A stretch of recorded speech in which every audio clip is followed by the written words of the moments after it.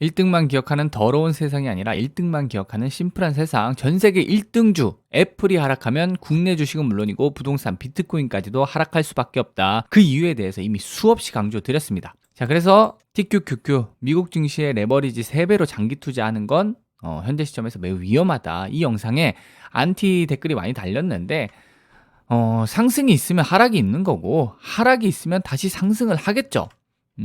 그동안 미국 증시가 가파르게 상승을 했기 때문에 이제는 좀 조정을 받을 수 있다. 이 말을 이분법적으로 뭐 미국이 망한다, 뭐 우하향한다 이렇게 생각을 하는 건 너무 아메바 같은 사고방식이라는 거죠. 제가 대장주, 1등주의 선택과 집중을 해야 된다. 후발주는 싼 게 비지떡이라고 저평가의 함정에 빠지지 말고 철저히 대장주, 비싸더라도 1등주의 선택과 집중, 투자를 해야 된다. 수없이 강조드렸는데 1등이 너무 비싸다면 단순히 가격이 싸다고 이렇게 2, 3등주 후발주 건드릴 게 아니라 1등주가 내려오기를 기다리자. 그런 맥락에서 전 세계 1등주 애플이 하락하면 주식, 부동산, 비트코인까지도 하락을 할 것이다. 하락이 아니라 급락할 수 있기 때문에 그래서 그동안 현금 확보를 강조드린 겁니다.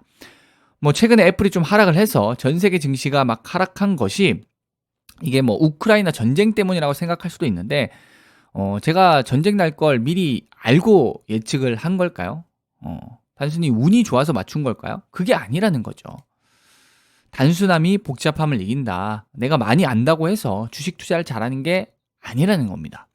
계란이 먼저냐, 달걀이 먼저냐, 뭐 이 영상에서 다 설명드린 부분이지만 뭐 전쟁이든 금리 인상이든 다 명분일 뿐이라는 거죠. 이런저런 이유로 애플이 하락을 한 건지 결과론적으로 애플이 하락을 했고 그 이유를 찾아보니까 이런저런 이유가 있었던 건지 계란이 먼저냐 달걀이 먼저냐 그게 무슨 상관이냔 말이죠. 그냥 저는 기준 심플하게 잡습니다. 자, 전 세계 1등주 애플의 PER이 한 30배. 자, 요 기준으로 끝납니다. 30배 이상은 고평가다. 근데 여기서 중요한 건 고평가라고 해서 반드시 떨어진다라고 예측을 하는 게 아니죠. 자, 예를 들어서 삼성전자 6만원, 5만원, 4만원 분할 매수하면 손실 날 확률이 얼마나 될까요? 조금 더 극단적으로 예를 들어서 대한민국 1등주 삼성전자입니다. 3만원, 2만원, 만원은 말이 안 된다라는 거죠. 이게 바로 기준이자 저평가의 기준이자 확률 싸움인 거고 확률을 뛰어넘는 확신의 영역이라는 거죠. 뭐 6만원, 5만원도 충분히 확률 높은 저평가의 기준이 될 것이다. 뭐 사업 분석, 재무 분석 이런 거 하지도 않고 직관적으로 보더라도 잡을 수 있는 기준입니다. 물론 분석을 하면 더 세부적으로 조금 더 확률 높은 기준들을 잡아 나갈 수 있겠지만 그런 걸 차치하고서라도 뭐 4만 원 확신의 영역이라는 거죠. 여기까지 반드시 내려온다라고 말씀을 드리는 것이 아니라 내려온다면 여기서는 기술적 반등, 상승이 나올 수밖에 없다라는 그런 확신, 저평가의 기준이 된다라는 거죠.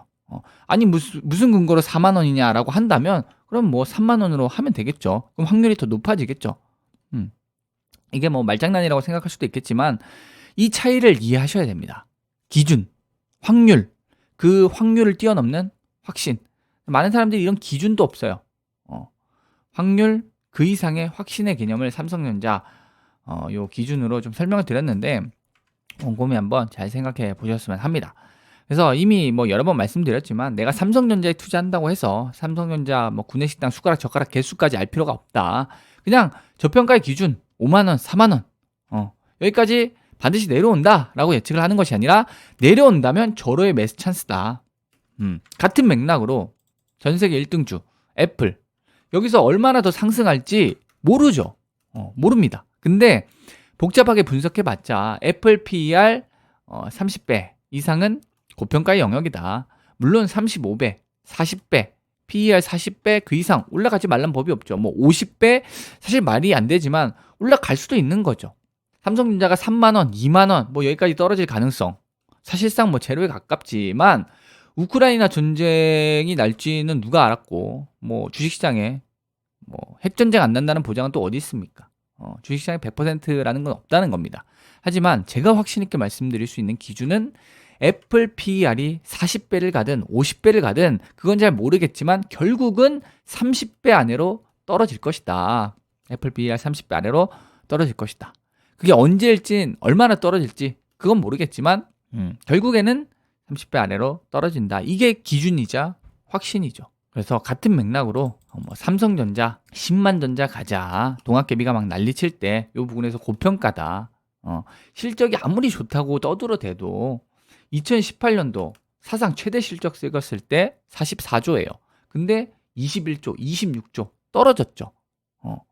근데 어떻게 10만 전자를 확신하느냐. 실적은 떨어졌는데 주가는 올랐어요. 2018년 대비. 근데 여기서 어떻게 10만 전자를 또 확신할 수 있느냐. 하지만 실적이 따라 올라오고 있죠. 그러니까 내려오면 요 구간에서는 확신의 영역일 수 있을 것이다. 이렇게 말씀드렸어요. 근데 뭐 그때도 동학개미들한테 욕 엄청 쳐먹었는데 TQQQ 찬양론주도 지금 비슷하게 욕을 하고 있는 상황이라는 거죠. 근데 결국 삼성전자 내려왔죠. 애플 역시 마찬가지라는 겁니다. 지금 애플 실적이 잘 나와가지고 PER이 뭐 오히려 실적이 잘 나서 PER이 20배로 지금 떨어진 상태다. 앞으로 실적 더 잘 나올 거고 애플은 더 올라갈 수 있다. 이렇게 반박하는 사람들 많지만 이번에 코로나 터지면서 무제한적 양적 완화 달러를 미친 듯이 풀었고 재난지원금으로 뭐 몇백만 원씩 미국 뿌렸으니까 일시적으로 아이폰 매출 일시적으로 좀 급증했다. 미래의 실적을 당겨왔다라는 거죠. 하지만 EQ 돈을 풀었으면 이제 걷어들여야겠죠. 테이퍼링, 금리 인상도 하고 유가도 지금 100달러를 넘어갔죠. 그럼 마진율 떨어지고 환율도 지금 난리치고 있죠. 그래서 결국에는 이 상승장에는 버블을 만들고 버블 좋죠. 하지만 반대로 하락 사이클이 찾아오면 언제 그랬냐는 듯이 연쇄적으로 실적이 하락하는 건 시간 문제라는 거예요. 물론 그때가 언제일지 아무도 모르는 거고 여기서 신고가 더 밀어 올릴 수도 있는 거죠. 뭐 한 10%, 20%는 충분히 상승 여력도 남아 있습니다. 하지만 결국에는 애플 실적이 20, 30% 이 정도 떨어지는 거는 저는 시간 문제다. 그렇게 생각을 하고 있습니다. 그래서 2023년이 될지 2024년이 될지 뭐 그건 모르겠지만 애플의 미래 실적이 한 20, 30% 하락을 한다면 지금의 주가는 PER이 30배 이상이다. 그래서 뭐 여기서 이제 35배, 40배까지도 밀어 올릴 수도 있겠지만 결국에는 30배 아래로 내려올 것이다. 여기까지. 이 제 기준이 뭐 지극히 주관적인 제 생각이지만 제가 강조드리고 싶은 부분은 애플이 10% 하락하면 후발주들은 20, 30% 하락을 하고 TQQQ는 거기에 레버리지 3배죠. 그러니까 뭐 사실상 60에서 90%까지도 하락할 수 있다라는 겁니다. 전 세계 1등주 애플이 10%만 하락해도 후발주들 20, 30% 하락하고 TQQQ는 레버리지 3배니까 60에서 90%까지도 하락할 수 있다. 작년에 막 10만 전자 외치던 동학개미들이 저한테 돌을 던졌지만 제가 막 아주 틀린 주장을 하는 건 아니라고 저는 생각을 합니다. 그리고 뭐 삼성전자보다 좋은 기업 찾겠다고 막 이것저것 공부해봤자 지금 대부분 계좌가 마이너스일 거란 말이죠. 그래서 TQQQ 역시 마찬가지라는 거예요. 아무리 미국 증시가 좋다고 하더라도 레버리지 3배로 장기 투자하는 건 너무 위험하다는 겁니다. 뭐 하한가를 한번 갔어요. 상한가 한번 칩니다. 본전일 것 같지만 손실이라는 거예요. 근데 하한가 한 3방 맞았다? 상한가 계속 쳐도 본전 탈출 못합니다. 그리고 뭐 미국 주식이 좋은데 뭐 뭘 사야 될지 몰라가지고 TQQ를 샀다.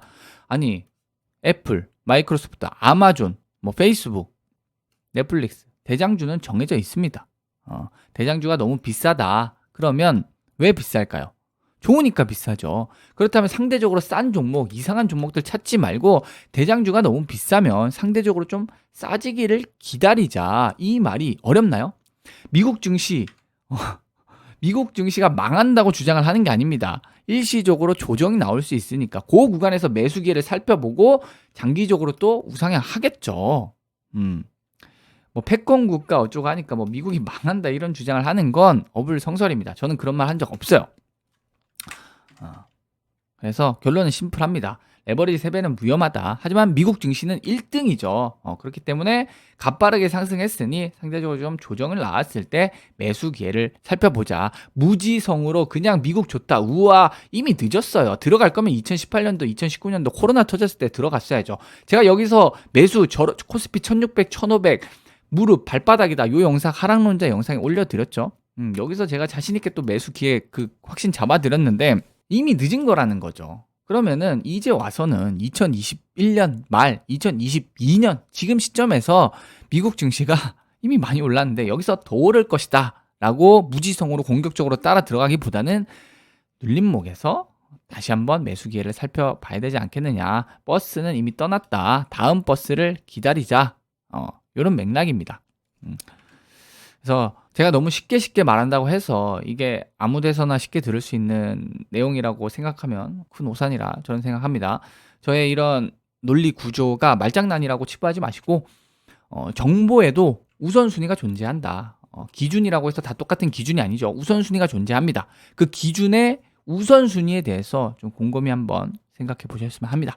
그래서 확률을 뛰어넘는 것이 확신의 영역이다. 삼성전자 기준으로 잡아드렸죠. 공부해 보시고 본인만의 이제 기준을 세우시는데 도움이 되셨으면 합니다.